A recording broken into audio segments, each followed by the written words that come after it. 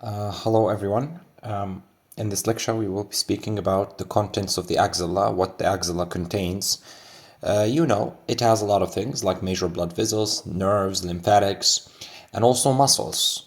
And in the beginning, there are two proximal actually parts of a muscle, like two muscles, the proximal part of them, right? Which include the coracobrachialis, this one behind a little bit, and one in front of it, which is the short head of the biceps brachii. Now, the biceps brachii actually has two heads, right? The short head, it originates from the apex of the coracoid process just here, right? And it descends through the axilla itself. It's a content of the axilla, and then exits the axilla at the lower border of the teres major, and it enters into the arm. In the arm, it merges with the other head of the muscle, which is the long head. The long head of the biceps brachii, it originates as a tendon from the supraglenoid tubercle, which is inside, just deep to the joint capsule of the glenohumeral joint, and it passes in the joint above the head of the humerus, and then it enters into the intertubercular groove, right? And there it is held by a ligament here, which is called the transverse humeral ligament. And then it continues down in the bicipital groove, and then it meets the short head. Once it meets it, creates a muscle belly here, one muscle belly, which keeps descending down in the arm, and then just at the elbow region, a sheet of aponeurosis. Aponeurosis in anatomy means flat tendon. That's the definition of aponeurosis. It means a flat sheet of tendon. So this aponeurosis, it passes medially from the tendon, and then it merges with the deep fascia of the upper limb. But the main tendon continues downward and inserts into the tuberosity of the radius, the radial tuberosity. Is that right? Now, of course, the biceps brachii is a very powerful flexor of the forearm at the elbow joint, and a very powerful supinator, right? Supinator of the forearm. So it has these two functions mainly. And the supination that is produced, there's other muscle which is called the supinator. It also does supination, of course, as the name implies, but which one is the main one? The main one is the biceps brachii. It is a more powerful supinator, especially when the elbow is slightly flexed. When the elbow is flexed and the forearm pronated, if the biceps contracts, it supinates, because it will bring the radial tuberosity into the anterior phase, right? When it's pronated, it's slightly going backward, the radial tuberosity, but once the biceps contract, it forces it kind of flips, or it shuts into its place, like it becomes anteriorly oriented. That's how it happens. The muscle is innervated by the musculocutaneous nerve, which is a continuation of the lateral cord of the brachial plexus, as we will see shortly. The coracobrachialis, on the other hand, it is a small muscle. It's smaller compared to the biceps brachii, and it originates with the short head of the biceps brachii.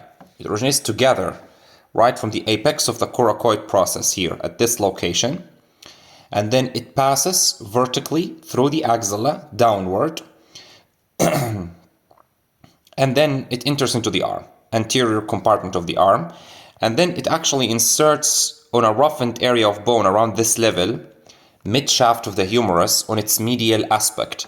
It's actually opposite the insertion site for the deltoid. The deltoid inserts here, but on about the same level, but on the lateral aspect of the bone, right? So this is the area where that is coracobrachialis inserts. The coracobrachialis, it does not cross the elbow joint, so it only acts on the shoulder joint. And what does it do is that it flexes the arm at the glenohumeral joint. That's the main function of it. We will see shortly that there is a nerve which penetrates the coracobrachialis as it is exiting the axilla, which is the musculocutaneous. I will show you how does it actually penetrate the muscle, go through its substance, and then emerge between the biceps and brachialis and then continues downward, supplying branches to both of these muscles. And then it emerges here, anterior to the lateral humeral epicondyle, and continues into the forearm as the lateral cutaneous nerve of forearm. I will show you these things just shortly. Now, after we've talked about these two muscles, which are considered contents of the axilla, at least their proximal parts, we will talk about a more important subject, which is the axillary artery. It's a very, very important topic for the purpose of the exam, and definitely you should note that and know it much better than anything you know about yourself. This is a very important topic for the exam. The axillary artery is the continuation of the subclavian artery, right? The subclavian artery in the neck, it becomes the axillary artery at the lateral margin of rib 1. So that's rib 1. Just as it crossed the lateral margin of rib 1, now it becomes axillary. And then it continues down the axilla, and then at the lower margin of the teres major, it becomes brachial, right? So it's the same vessel, but it's named differently at different sites. So the root of the neck, it's called subclavian. In the axilla, it's called axillary. And below teres major, it's called brachial, right? That's brachial artery. Great. The axillary artery is divided into three parts. There are three parts, which is in relation to its position to the pectoralis minor muscle. So this is pectoralis minor, is that right? That's pectoralis minor. And then pectoralis minor actually passes anterior to the vessel, in front of it. So there is part which is just proximal to the muscle, which is this part, right? That's just proximal to the muscle. This is considered first part. So the first part extends from the lateral margin of rib 1 here to the superior border of the pectoralis minor. You can call this actually superior border, and you can also call it medial border. You can call this superior border.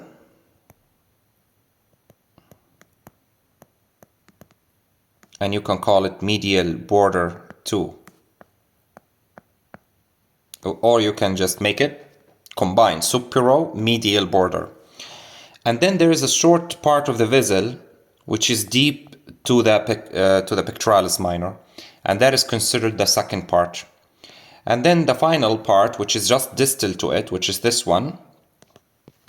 This is just distal to the pectoralis minor, and that's considered third part, right? Just distal to the muscle and extends from it down to the level of the lower border of the teres major muscle. Now, there are generally 6 branches which are coming from the axillary artery. There are 6 branches. You can remember them easily, as there is only 1 branch from the first part, 2 branches from the second part, 3 branches from the third part, right? So the first part, it gives rise to only 1 branch, which is called the superior thoracic artery, right? Which is this tiny vessel here. This is the only branch which is coming from the first part. It's a small branch, and it actually comes from the anterior surface of the vessel. It's hidden a little bit here by the clavicle and subclavius, but it actually comes from the anterior surface of the vessel, from the first part of the vessel. And then it supplies the regions of the medial and anterior, contributes to the blood supply of the uppermost medial part of the wall of the axilla, as well as the anterior wall of the axilla. The second part has 2 branches, which one here is very big, which is called the thoracoacromial artery. And then there is another one, which is here. I don't know if you can see that, but it's just right here. This is called, the lateral thoracic artery, right? Lateral thoracic. So the second part has 2 vessels coming out of it. The thoracoacromial artery itself is a very short vessel. It's a fat, short vessel, you can say, right? Which is originating from the anterior surface of the second part of the axillary artery. and it is just opposite the superior border of the pectoralis minor. So just under this edge of the muscle, that's where it comes to originate from the vessel. And then it curls around that margin and peaks here. It appears into this part, right? It emerges from just on top, just superior to the muscle. And then it penetrates the clavipectoral fascia. It's going just anteriorly. And then it penetrates the clavipectoral fascia. Once it does this, it divides into 4 branches. It divides into a pectoral branch. It divides into a deltoid branch, clavicular branch, and a acromial branch. Right? And these branches together, they supply the anterior wall of the axilla and related regions. Also, the pectoral branch of the thoracoacromial artery, it contributes to the blood supply of the breast. Right? The deltoid branch passes into the clavipectoral triangle where it accompanies the cephalic vein and adjacent structures here. Okay, so this is the thoracoacromial artery. The lateral thoracic artery, it's also coming from the anterior surface of the vessel, just opposite the lower border of the pectoralis minor, right? Just here, about this level. And then similarly, it kind of peaks just below the muscle and follows its inferior border or lateral border, right? It follows its that margin to the thoracic wall, and then it contributes to the supply of the and branches much here, and it contributes to the supply of the anterior axillary wall and also the medial axillary wall, right? In women, branches emerge from around the inferior margin of the pectoralis major muscle, and then contribute to the vascular supply of the breast. So actually, if we can draw the pectoralis major here, for example, that's the lower border of pectoralis major.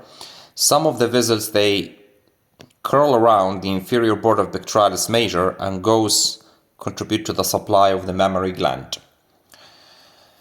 Right, so there's a lot of branches that are coming for the mammary gland, but just know that the axillary artery is not the main blood supply to the breast. The main blood supply to the breast is the internal mammary, branches from the internal mammary artery, which is also called internal thoracic, and it's a branch from the subclavian artery, right? The third part of the vessel has 3 branches. There is you can say, a big one, which is the biggest branch from the axillary, this artery. This artery is the largest branch from the axillary artery, right? And it is called the subscapular artery. The subscapular artery. And is the major blood supply to the posterior wall of the axilla. It contributes also to the supply of the posterior scapular region. If you remember, we talked about that in the previous lectures.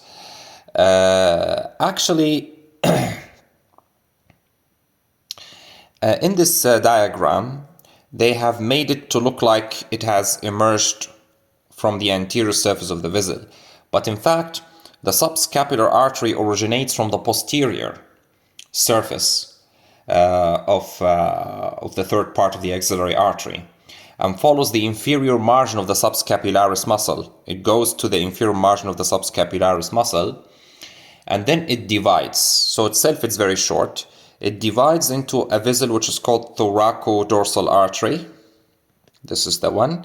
And circumflexus scapular artery. So the circumflexus scapular artery, it will, twist around the inferior margin of the subscapularis here and go through the triangular space and enters into the posterior scapular region, where it contributes greatly to the blood supply of this region. Right? The thoracodorsal artery actually approximately follows the lateral border of the scapula to the inferior angle. It goes down to the inferior angle. It contributes to the blood supply of the posterior and medial axillary walls, and of course the latissimus dorsi muscle. Right, so if you want to take a flap from the latissimus dorsi for construction of whatever, like breast or some other major reconstruction, If it's a free flap, it will be around the thoracodorsal artery. Right, the thoracodorsal artery is the one that is supplying this flap. Then finally we have two vessels, the anterior and posterior circumflexohumeral arteries. Right, these are the last two branches. This is the anterior circumflexohumeral artery, and there's also one which is posterior. The anterior one is the smaller one compared to the posterior one, and it originates from the lateral surface of the third part of the axillary artery, and then it passes just in front of the surgical neck of the humerus here. Right, and it communicates, it makes an anastomosis with the posterior branch too. Right, the posterior branch, the posterior circumflexohumeral artery, also comes from the lateral surface of the third part of the axillary artery, just behind the origin of the anterior branch, right? Just posterior to it, in this region. And then it actually goes with the axillary nerve through the quadrangular space into the posterior scapular region, and then behind the surgical neck of the humerus. And then it meets the anterior branch to make an anastomosis around the surgical neck of the humerus. Right? Of course, it's a bigger branch. Is that right? Good. And now this circle of the anastomosis that is made around the surgical neck of the humerus, it makes communication with other vessels, right? It anastomoses with the anterior with the branches from the profunda brachii artery, branches from the suprascapular artery, from the thoracoacromial arteries, right? So there are some anastomosis that is happening here. Definitely, the posterior branch is the major blood supply to the head of the humerus in this region. So again, let's recap the branches from the axillary artery. What's it? So we said that there's three parts to it. The first part give rise to the superior thoracic artery. So they can ask you in the exam, what is the first branch from the axillary artery? You'll know the answer will be superior thoracic. The second part, it has two branches, the thoracoacromial artery and the lateral thoracic artery. Is that right? The thoracoacromial artery is the one that is penetrating the clavipectoral fascia. The lateral thoracic artery is the one that is following the inferior border of the pectoralis minor. So that can be a question. What vessel is immediately below the pectoralis minor muscle? That would be the lateral thoracic artery. Another question could be, what is the biggest branch from the axillary artery? That is going to be the subscapular artery. Is that right? So all of these could be questions in the exam. Yeah, so let us go to the next slide here, which is about the axillary vein. The axillary vein, it starts at the lower border of the teres major muscle here. It begins here. It becomes the axillary. Of course, it's the continuation of the basilic vein. This, guys, is the basilic vein. Basilic vein. Now, I'm going to give you a small idea about these veins.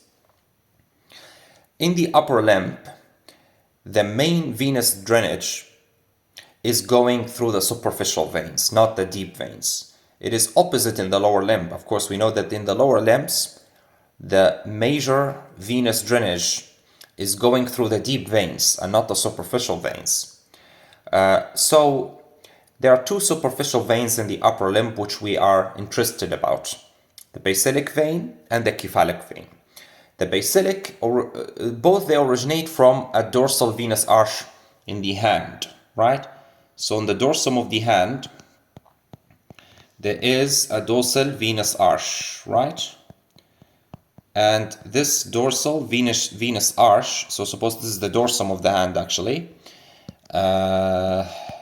Yeah, and this is the thumb, so this is the lateral side.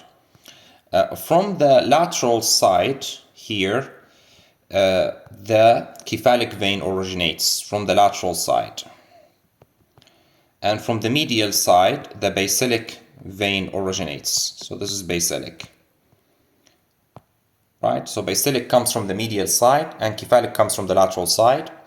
The cephalic vein and basilic vein, both of them are superficial to the deep fascia of the upper limb. The cephalic vein travels onto the lateral aspect of the limb, and the basilic vein travels along the medial aspect of the limb. The cephalic vein ends up here. Do you see? This is the cephalic vein.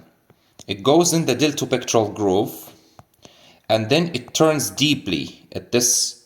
There's an angle here. It turns deeply and pierces the clavipectoral fascia and drains into the axillary vein within the axilla. So it is actually penetrating the anterior wall of the axilla to reach and drain into the axillary vein. On the other hand, the basilic vein is superficial in most of its course. Throughout its course is superficial, except when it comes about the level of the mid-arm. About the level of the mid-arm, it penetrates the deep fascia. Here and now it becomes deep. And then it moves deeply in the anterior compartment of the arm, and then it enters into the axilla and becomes the axillary vein. Right, that's the story. Sorry, that's the story about it. Within the axilla, the vein, the axillary vein, is anteromedial to the artery. Do you see this relationship? That's also important. It is anteromedial. It's in front of the artery, axillary artery, and more medial to it. Right?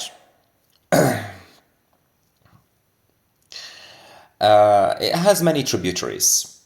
Of course, it will move up through the axilla, and then here at the lateral border of Reb 1, that's where it becomes subclavian vein, right? So it was basilic, and then it became axillary when it traversed the lower border of the teres major, and now it became subclavian as it traversed the lateral border of Reb 1. The tributaries of the axillary vein, they generally follow the branches of the axillary artery and have similar names. Like anterior and posterior circumflexihumeral veins, they drain into the axillary vein, and so on. Other tributaries, they include the brachial veins, the paired brachial veins. Do you see this is the brachial artery, is that right? This is brachial artery. Following the brachial artery, on either side of the artery, there are two veins called paired brachial veins. These are one of the deep veins of the upper limb. Now they also drain here, right? They can drain into the basilic vein, meaning that they could drain below the level of the teres major, just like in this diagram, or they may drain above the level of the teres major, that is, onto the axillary vein. Right? It is, you can say, variable anatomy. Is that right? Now, both the basilic vein and cephalic vein, because they are very superficial, they can be used, both of them, they can be used to fashion AV fistula, right? In patients with chronic kidney disease requiring dialysis, hemodialysis, they will require a fistula, AV fistula. Both of these veins can be used, basilic vein and cephalic vein. Is that right? That can be a question in the exam too. Now, going to the brachial plexus, that's definitely a very important topic.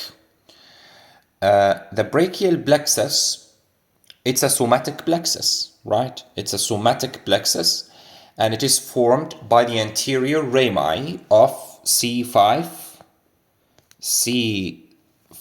right? C5, C6, C7, C8, so all of C5, all of C6, all of C7, all of C8, and part of T1, not all of T1, but some part of T1. It comes to originate in the neck, is that right? Here, comes to originate in the neck, and then it passes laterally and inferiorly. Do you see that? It is passing in this direction, laterally and inferiorly over Reb 1, and then it enters into the axilla at this point. Right? Now it is inside of the axilla, the plexus. It has parts, as you can see, it has parts that is divided into roots, right? It has roots, it has trunks, it has divisions, it has cords. We'll talk about them in details, don't worry. So I just want you to know and have a comprehension of its location. Its location. So the proximal part, like the roots and the trunks, they are largely contained in the neck, right? Here are the roots,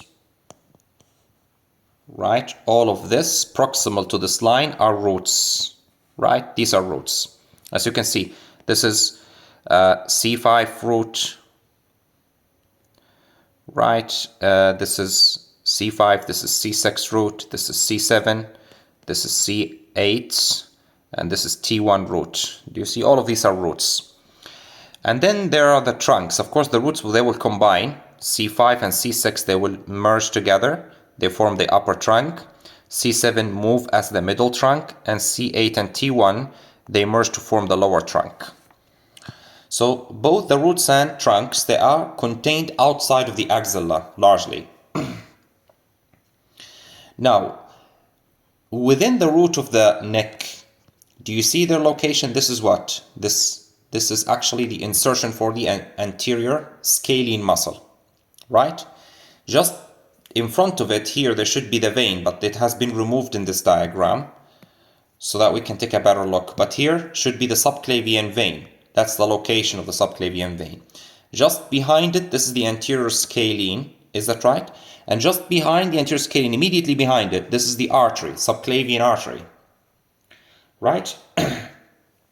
Just behind the artery is the brachial plexus. So the brachial plexus is contained just posterior to the subclavian artery, the proximal part of the plexus.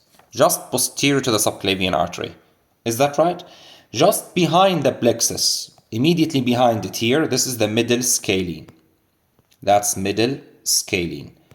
You know, the anterior scalene and middle scalene and the lower rib, they form a triangle called scalene triangle.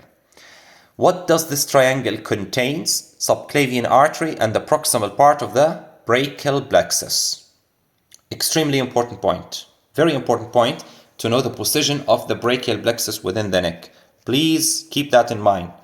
It is postero-superior. It is behind and also above the brachial artery. The subclavian artery. Is that right? And just anterior to the middle scalene. They are resting on the middle scalene. Both structures are contained within the scalene triangle. Very important note. And then as you can see, now the brachial plexus, after the trunks, they will form, each trunk actually will split into an anterior division and a posterior division. So it does also similar in all of the trunks this happens, right? So each trunk divides into anterior and posterior divisions. Once this happens, we will call this part of the plexus as divisions, right? So the divisions are around the proximal part of the axillary artery, around the first part of the axillary artery, within the axilla. And then you go, after the divisions, there are formation of cords. The divisions, they will combine in a certain way. We will talk about the combination. Once they do that, they form cords. The cords are arranged around the second part of axillary artery. That's their location. So, and they are named according to that position. So for example, this cord, which is just medial to the axillary artery, second part, we will call it medial cord. There is one lateral to it, which is this one. We will call it lateral cord. And there's one behind it, and we'll call it posterior cord. You see it's sticking here. That's the posterior cord. So the purpose of this diagram is to show us where exactly the brachial plexus is located. Exactly where. Okay? So it depends upon which part you're talking. Roots and trunks, largely in the root of the neck in the scalene triangle. Right? Divisions and cords, they are within the axilla. The cords are related to the second part of the axillary artery. Remember that. Second part of axillary artery. Is that fine? Great. So let us talk about the parts here. This diagram is simplistic, that can show us the parts. Of course, here's C5 and C6 and C7 and C8 and T1. These are the roots, right? So all of C5 here, C6 here, C7, C8, T1. These are the roots. Now look, C5 root, anterior ramus of C5 and anterior ramus of C6, they merge to form the superior trunk. The superior trunk is formed by the merger of C5 and C6. C7, it continues on its own as the middle trunk. So the middle trunk is just nothing, it's just the continuation of C7. C8 and T1, anterior rami of C8 and T1, they combine to form the lower trunk. There are some branches which are coming from the roots, and there are some branches which are coming from the trunks. Okay? We'll talk about them. Now you've got the divisions. The divisions, so for example here, the upper trunk, it divides into anterior division and posterior division. The middle trunk divides into anterior division, posterior division. The inferior trunk divides into anterior division, posterior division. So each trunk divides into anterior and posterior divisions.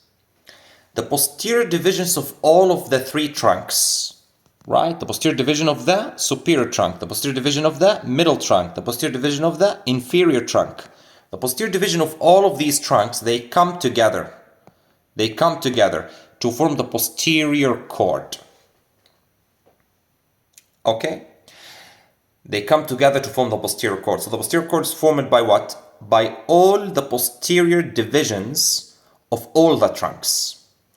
Now, the anterior division of the middle trunk and the anterior division of the superior trunk, they come together to form the lateral cord.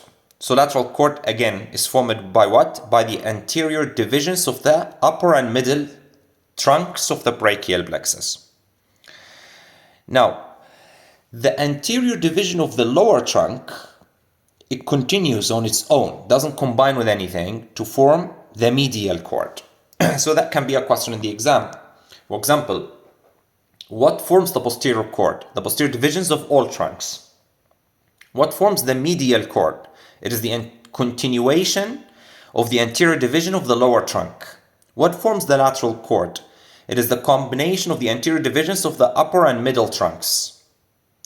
Now, the cords, which I told you they are arranged around the second part of the axillary artery, they give rise to terminal branches. So, for example, here the lateral cord gives some branches. The posterior cord gives many branches. The medial cord, many branches. We'll talk about the branches. Now, earlier I told you there are some branches which are coming from the roots. There are some branches which are coming from the trunks. There are some branches which are coming from the cords, right? But there are no branches which are coming from the divisions. No branches at all from the brachial plexus. No branches at all which are coming from the divisions. No branches, okay? Please keep that in mind. Now, after we've talked about this, we are going to talk about the branches from each part of the brachial plexus and what does this branch do. So let's talk about the branches from the roots. There are many branches which are coming from the roots, which are called the small segmental branches. Small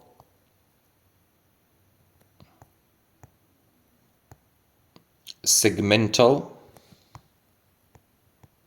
branches.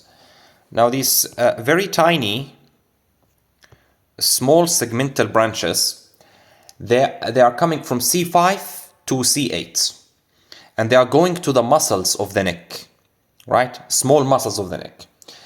C5 also has a contribution to the phrenic nerve. Do you see? This is the contribution to the phrenic nerve. C5 root gives, because we know phrenic nerve is C3, C4, C5. It's mainly actually C4. That's the nerve root that gives the greatest contribution to the phrenic nerve. C3, C4, C5 keeps the diaphragm alive, right? So C5 contributes to the phrenic nerve. And C5 is a part of the brachial plexus. So yes, the brachial plexus contributes to the phrenic nerve.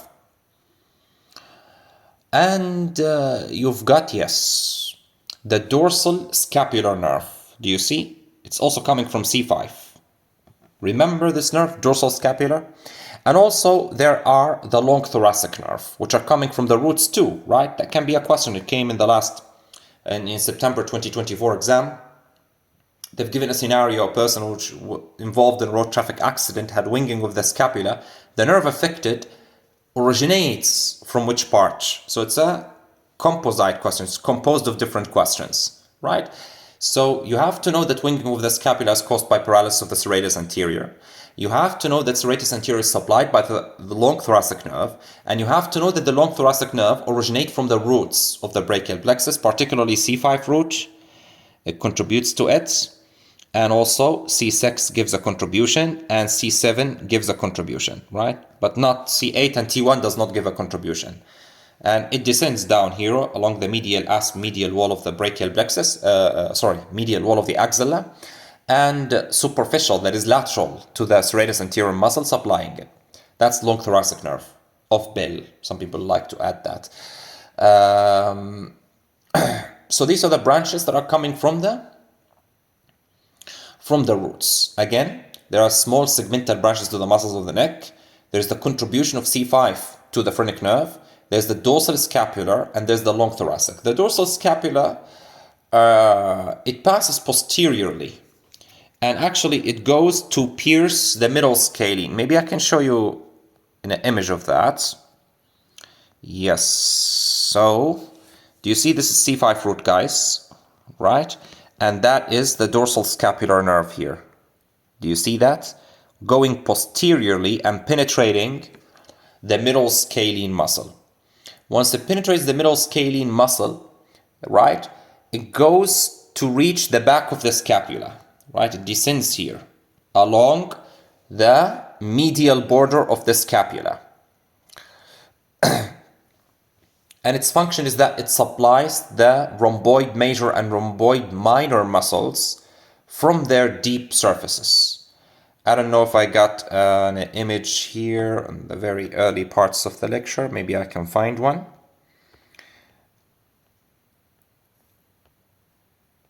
Yeah, yes, that's it. So as you can see,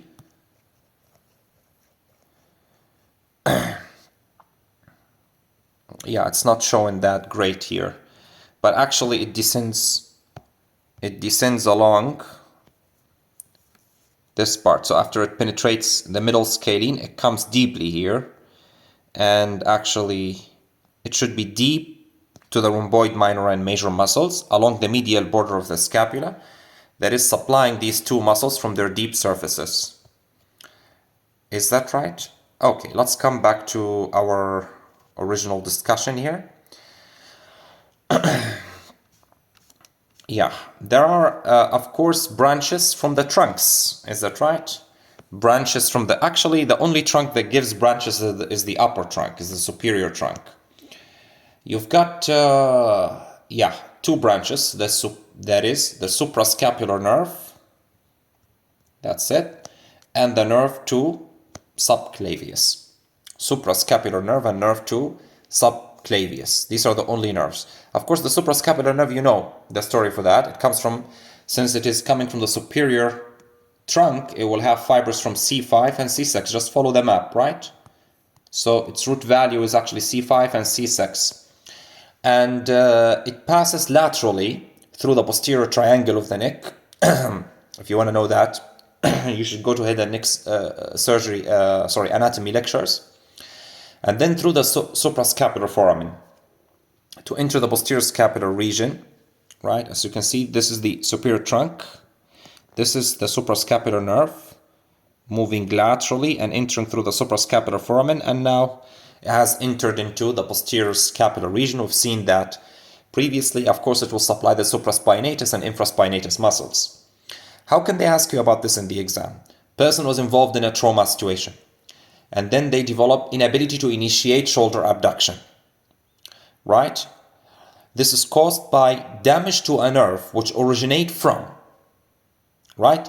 C5 root, middle trunk, superior trunk, that is posterior cord, whatever. Of course, the answer should be You should know that the supraspinatus is the one that is initiating abduction. You should know that it's supplied with the suprascapular nerve. You should know that the suprascapular nerve carries C5 and C6 fibers, and that it originates from the superior trunk of the brachial plexus. That's how the exam questions, they love to do it like this in the recent years. They make it, you have to know several things to answer the question. It's not a direct question. Then you've got a very tiny nerve. You can also see it here. Tiny but long. This is called nerve to subclavius, right? It comes also from the superior trunk. Do you see? This is nerve to subclavius.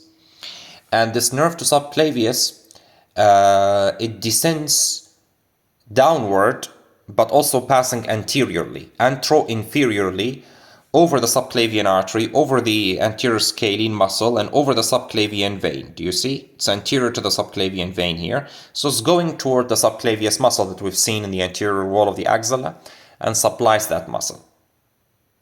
Right? Then we will go to branches of the cords. Again, let us revise up to now what we've learned.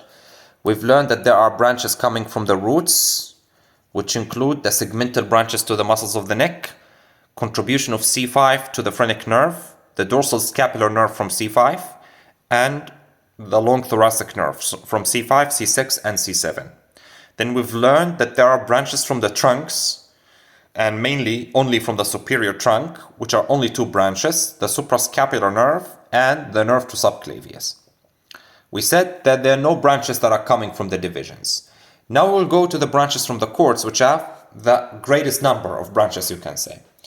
Let's talk about the easiest one, the lateral cord. Branches from the lateral cord. Generally, there are only three nerves which are originating entirely or partly from the lateral cord. First, you've got the lateral pectoral nerve, right? That's lateral pectoral nerve. The lateral pectoral nerve is the most proximal branch from the lateral cord. It's the first branch from the lateral cord. And it passes anteriorly, right? And yes, it accompanies the thoracoacromial artery, if you remember, and pierces the clavipectoral fascia. Do you remember that it was in the gap which is between the subclavius and pectoralis minor muscles, right? We can go back to that diagram to see it again. It's not far away. So as you can see, this is with the clavipectoral fascia intact. That's the lateral pectoral nerve, right? Do you see? Coming with the thoracoacromial artery and also with the cephalic vein in a gap within the clavipectoral fascia, which is between the subclavius muscle here and the pectoralis minor muscle here, right? In this region, that's where it emerges, the lateral pectoral nerve, the first branch of the lateral cord of the brachial plexus. And then, of course, its intent is only, that is, to innervate the pectoralis major muscle, the overlying pectoralis major. So what is the function of the lateral pectoral nerve? Innervation of the pectoralis major. The other branch, which is the musculocutaneous nerve. This is the musculocutaneous nerve. It is a terminal branch. It's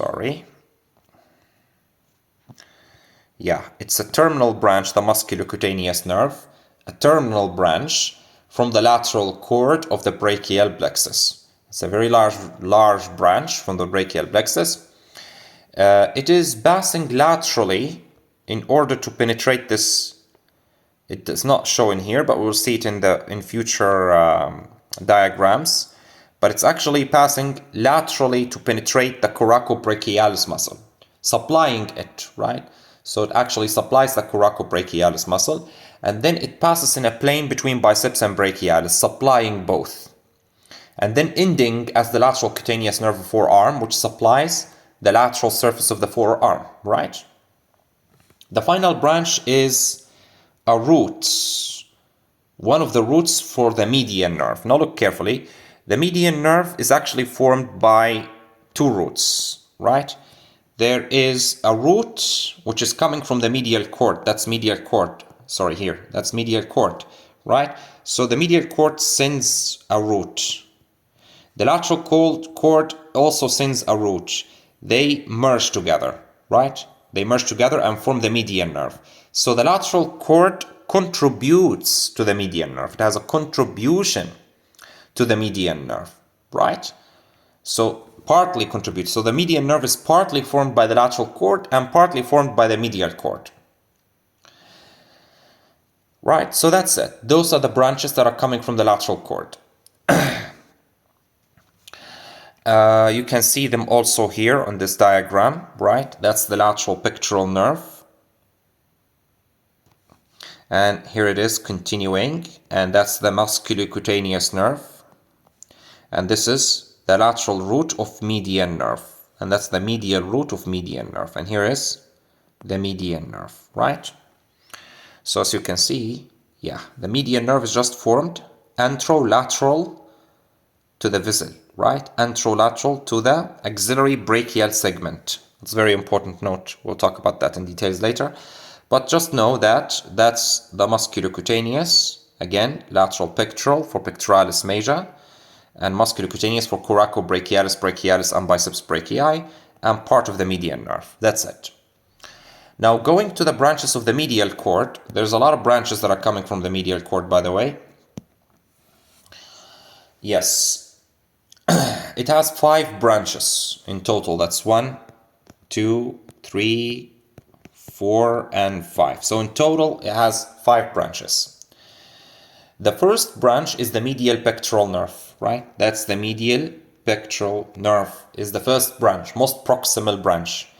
And it receives a communicating branch from the lateral pectoral nerve. Do you see that here? This funny thing, there's a communicating branch which passes across to the other side and sends some fibers to the medial pectoral nerve from the lateral pectoral nerve, right? So there's mixing here. And then this nerve passes anteriorly. It is going towards the anterior wall of the axilla, penetrates the anterior wall of the axilla, right? And is actually passing the proximal part of the nerve, right? It passes between the axillary artery and axillary vein. Passes, so the, look, that's the medial pectoral nerve. The axillary vein actually should be here. So I'll just cut a part of it so that we can keep seeing it, right? So it's actually passing in the gap here between the axillary artery and axillary vein, which is anteromedial to the artery. And then it will penetrate, it will supply the pectoralis minor muscle.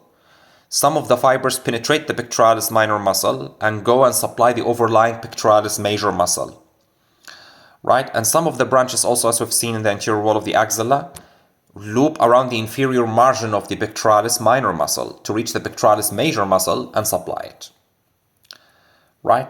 The next branch is the medial cutaneous nerve of arm, right? Also called medial brachial cutaneous nerve. This is the one, right? Medial cutaneous nerve of arm, otherwise also known as medial, yes, medial brachial cutaneous nerve. It passes through the axilla and enters into the arm, this nerve, right? And once in the arm, it penetrates the deep fascia and goes superficially and supplies skin. It's a cutaneous branch on the medial side of the distal third of the arm, right? The medial side of the distal third of the arm. It's not the upper part, it's the distal part of the arm. That's medial brachial cutaneous nerve of the arm. The nerve also, it has communication with the intercostobrachial nerve, which is not part of the brachial plexus. Please be careful. Intercostobrachial nerve is coming from T2, right? T2. Remember that? The lateral cutaneous nerve of T2, which supplies the upper medial part of the arm, right? And the floor of the axilla, that is the armpit. Armpit is by T2 from the intercostobrachial nerve. Is that right? Now, then just distal to the medial cutaneous nerve of arm, the next branch is the medial cutaneous nerve of forearm, which is also called medial antebrachial cutaneous nerve. It's also called medial, yes, it's called medial antebrachial, right? Medial antebrachial cutaneous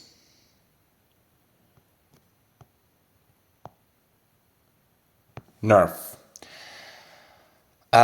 This nerve, it originates, as I've told you, just distal to the medial cutaneous nerve of arm, and it passes out of the axilla into the arm.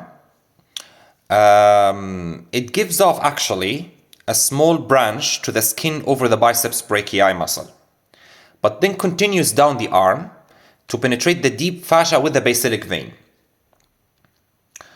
And then they will continue down to supply the skin over the anterolateral surface of the forearm. Anteromedial surface of the forearm. Okay? Down to the wrists. Down to the wrists. So it supplies small area of skin anterior to the biceps. It supplies the medial aspect of the forearm down to the wrists. Anteromedial aspect, specifically. Right? Then the next branch is the other root for the median nerve, the medial root for the median nerve, and then finally the ulnar nerve, right? The ulnar nerve. So actually, the median nerve is formed where? Right? The median nerve, once it is formed, the very proximal part, that's the origin of the median nerve, the very proximal part, it is anterolateral to the third part of the axillary artery. Again, let me stress this, that's the initial part. Anterolateral, yes, to third part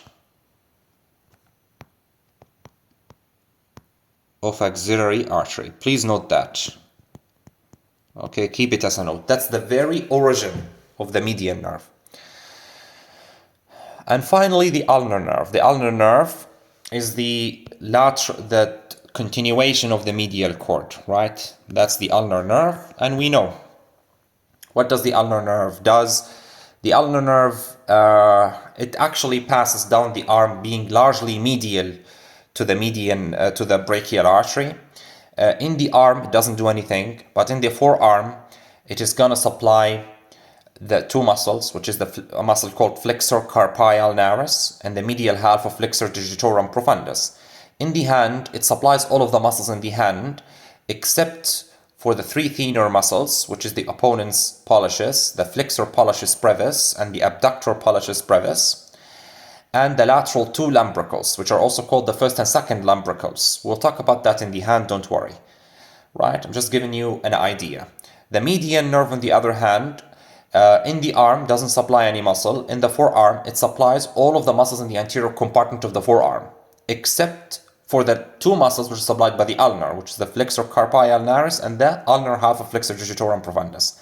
In the hand, it supplies the muscles which are not supplied by the ulnar, which are the three thenar muscles that I've told you about, and the first and second lumbricals, that is the lateral two lumbricals. Okay? Of course, that's just an overview. I'm just giving you an overview, but in the end, we're going to have details about these nerves, right? More details in the respective chapters. Is that okay, guys? Okay. Maybe here, just before we move on, I can show you better details on the terminal, on the branches of the brachial plexus. So if we go back to review again, this is C5 root, right? This is the dorsal scapular nerve, right?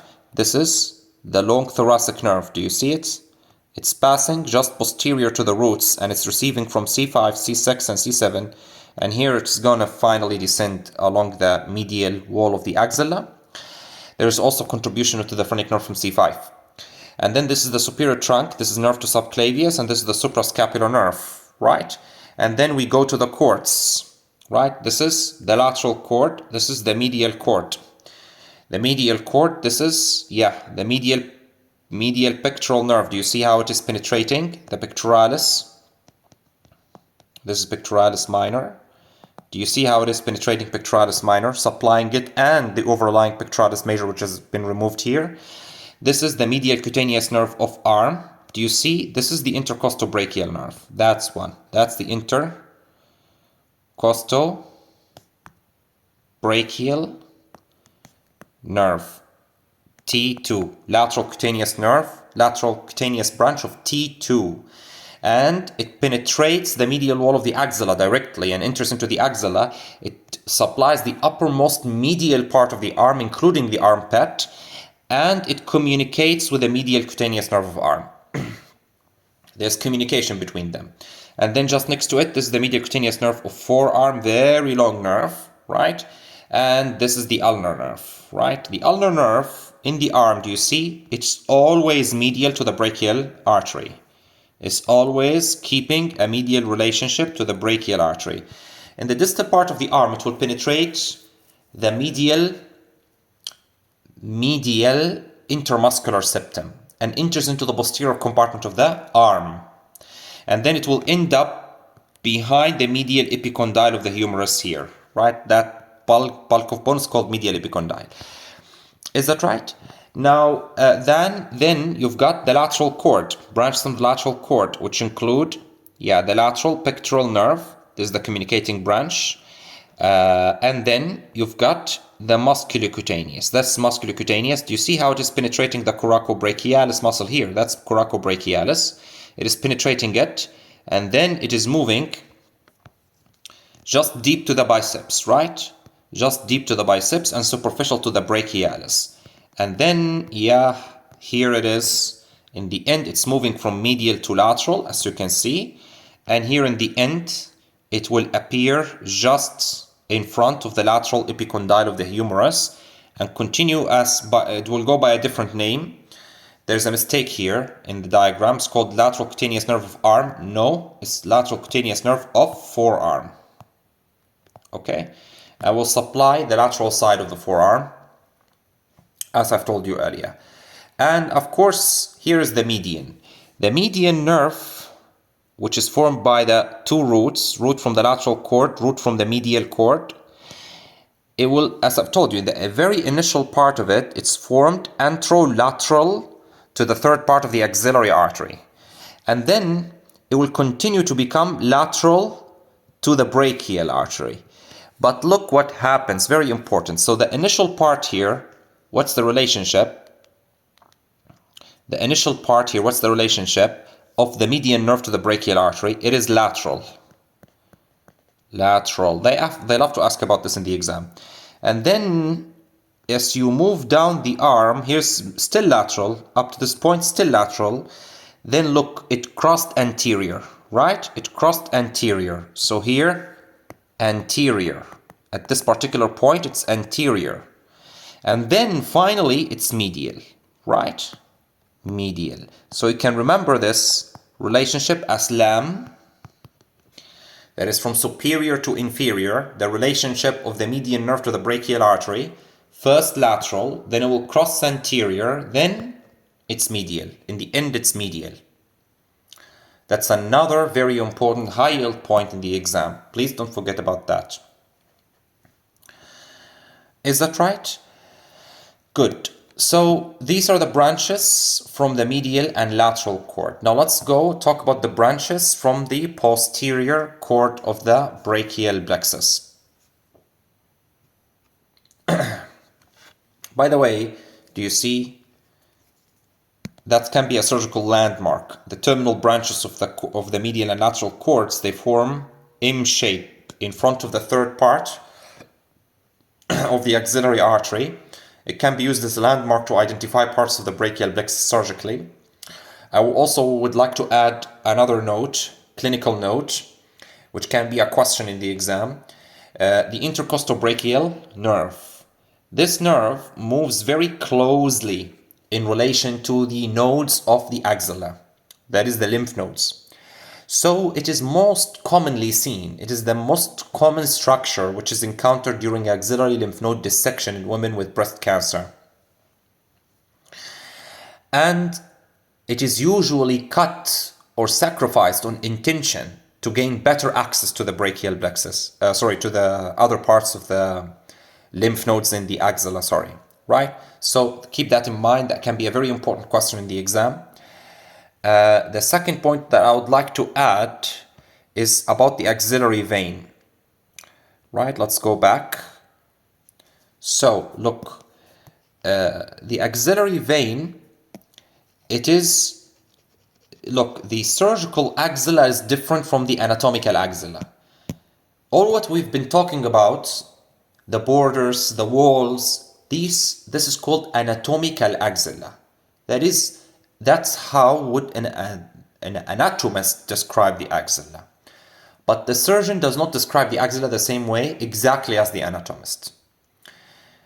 The upper border of the axilla for the surgeon is the axillary vein, right?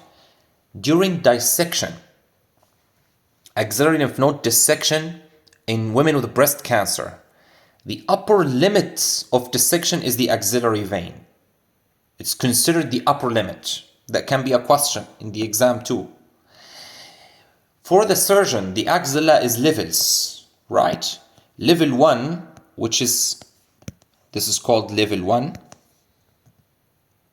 which is below the pectoralis minor. Level 2, which is posterior to the pectoralis minor. And level 3, which is superior to pectoralis minor, right? During sentinel lymph node biopsy, which is a procedure done in breast cancer. So suppose here's the breast, right? Suppose that's the tumor-bearing area. We will inject a dye, like methylene blue, or we will inject a radioactive tracer, like radioactive albumin, in the tumor. Now, this material will be taken by the lymph vessels, which is draining the tumor-bearing area back to the axilla, right? Of course, we will know which nodes are the first nodes that are draining the tumor-bearing area, because they will either turn blue if you use methylene blue, or they will be detected by a gamma camera if you're using radioactive materials such as radioactive albumin. This is referred to this group of nodes that are receiving the first drainage from the tumor site. They are called sentinel nodes. And when you remove the sentinel nodes, this procedure is called sentinel lymph node biopsy. It will always entail level 1 dissection, right?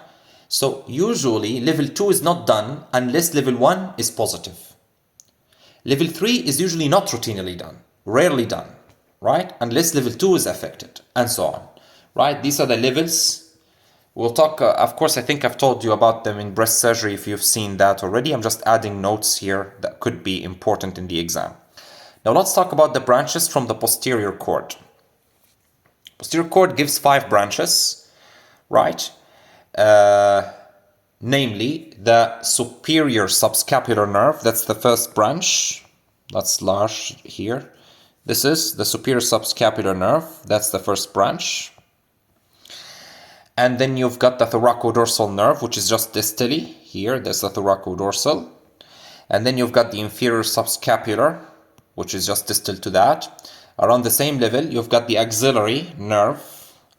And then finally, you've got the radial nerve. That's radial nerve. Right, that's the first. This branch is actually from the radial nerve, right? This is called posterior cutaneous nerve of arm. We'll talk about that in arm. But that's just the first branch from the radial nerve. It's not a branch from the posterior cord. So radial nerve here begins. That's the beginning of the radial nerve. All these nerves, except the radial, they supply muscles associated with the shoulder region or the posterior wall of the axilla, right? The radial nerve, as you can see, it will leave the axilla and enter the arm, but then immediately leave the arm and enter into the posterior compartment of arm through the triangular interval, right? That's the triangular interval, if you remember. The boundaries, right? Long head of triceps, shaft of humerus, teres major, right? These are the boundaries for the triangular interval. Along with it is the profunda brachii artery, which is the biggest branch from the brachial artery, coming along with the radial nerve through this region. And here, the radial nerve will move behind the humerus. Yes, so these are the branches from the posterior cord. the superior subscapular, the thoracodorsal, and the inferior subscapular, these three ones, they originate sequentially, as I've told you, from the posterior cord. And then they pass directly into the associated muscles in the posterior axillary wall. The superior subscapular, which is this one, is short relatively, and it supplies the subscapularis muscle, or contributes to its supply. The thoracodorsal nerve is the longest of these, right? Three nerves. It's very long, the thoracodorsal, and it moves vertically inferiorly along the posterior axillary wall, and then it penetrates and innervates the latissimus dorsi muscle. So this nerve, the thoracodorsal, is specialized, or its function is supplying the latissimus dorsi. Right? It's also very commonly encountered and can be injured during axillary lymph node dissection. Now, the axillary nerve, we know about the story about the axillary nerve. The axillary nerve will originate from the posterior cord, pass inferiorly and laterally along the posterior wall, and then exits through the quadrangular space along with the posterior circumflex humeral artery and vein, pass posterior to the surgical neck, supply deltoid and teres minor, and supply the superior lateral cutaneous nerve of arm. Superior lateral cutaneous nerve of arm, which supplies the skin on the superior lateral part of the arm. Right? It's very simple. The radial nerve, right? It's the largest branch, of course, from the posterior cord, and that's the final branch from the posterior cord. It passes out of the axilla, as I've told you, through the triangular interval.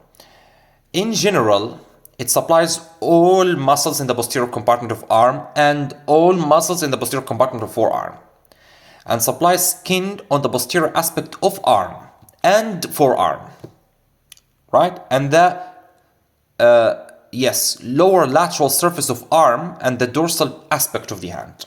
Dorsolateral aspect of the hand, we'll talk about that. Okay, here's this nerve. Do you see? The posterior cutaneous nerve of arm, or otherwise known as posterior brachial cutaneous nerve.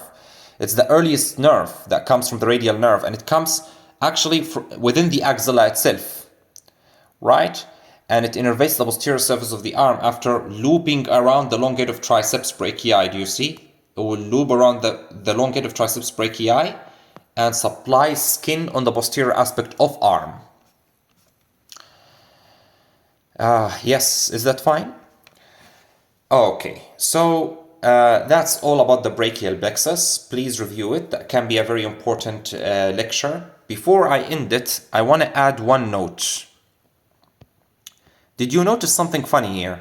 Did you notice something funny in this diagram? Something that we did not talk about. Yeah, guess what it is? Right? I'll just give a hint. That's where you need to look at. You need to look here. There's a lot of things to look here. What is this? Do you see that? What is this? That's what? That is a nerve which is carrying C7 fibers from the, look carefully, yes, from the medial root of median nerve. Is that right? This is medial root of median nerve. From the medial root of median nerve to the ulnar nerve. Ulnar nerve does not contain C7 fibers, but it receives it from here. The ulnar nerve, if you go back, the ulnar nerve should contain only fibers from C8 and T1. Right, that's C8, and this is T1. But also it receives C7 fibers from, this is the, look, lateral, again, let's come here. Sorry, did I say medial earlier? This is lateral root of median nerve. Lateral root of median nerve, here as C7 fibers, right, coming to the ulnar nerve. So ulnar nerve have a root value of C7, C8, and T1. Okay, that can be a trick in the exam that they can use against you. So in the next lectures, we'll be talking about the lymphatics of the axilla and also talking about the arm. Thank you everyone for watching, and I wish you the best of luck.